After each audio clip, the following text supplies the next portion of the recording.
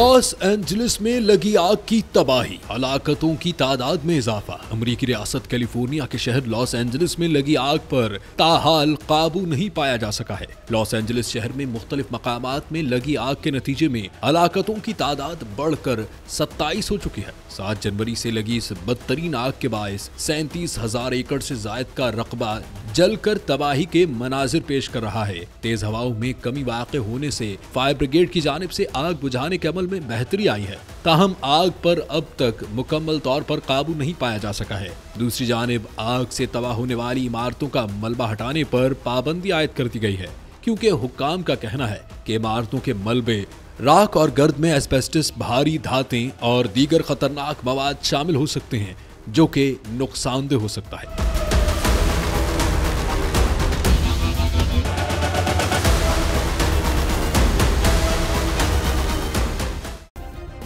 Subscribe करें और bell दबाएं ताकि कोई खबर रह न जाए।